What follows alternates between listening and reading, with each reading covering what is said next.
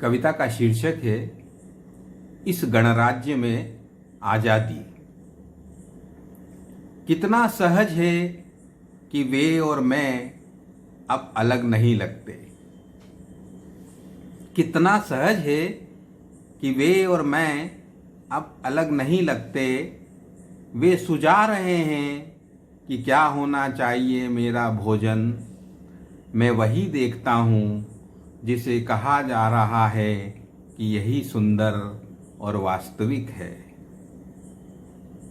मैं नाच रहा हूँ, गा रहा हूँ उसी तरह जैसे झूम रहे हैं साहूकार। बोल रहा हूँ सौदागरों की भाषा, बेचा जा सकता है जिनसे।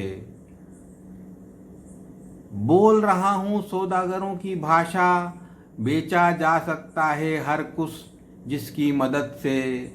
मुझे पता नहीं है कि कहाँ लगा है मेरा धन। मुझे पता नहीं है कि कहाँ लगा है मेरा धन और कितनी पूंजी लगी है परदेसियों की मेरा घर सजाने में। मेरा शायद हो मेरा, मेरा शायद हो मेरा, जो समझता था उनका लगता ही नहीं कि अपना नहीं था कभी। उनके निर्देशों के अनुसार चलती हैं मेरी सरकारें।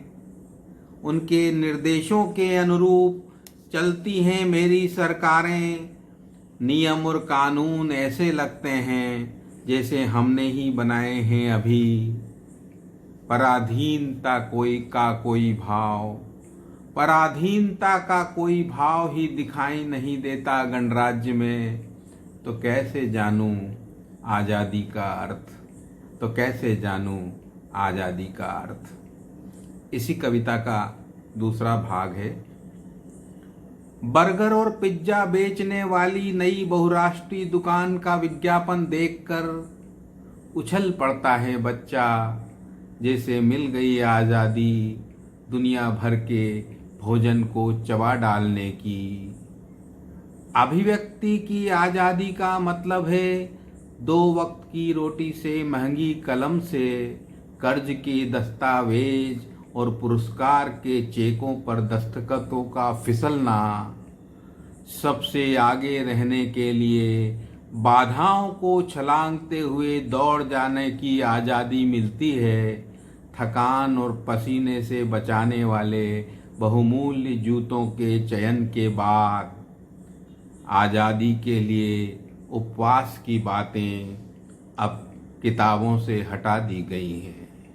आज़ादी के लिए उपवास की बातें अब किताबों से हटा दी गई हैं। गर्व से ऊपर उठता है मस्तक, सनसनाते पेड़ के हलक से उतरते ही।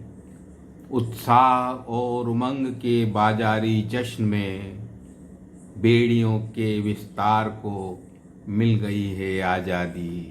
बेड़ियों के विस्तार को मिल गई है आज़ादी। इस गणराज्य में आज़ादी। धन्यवाद।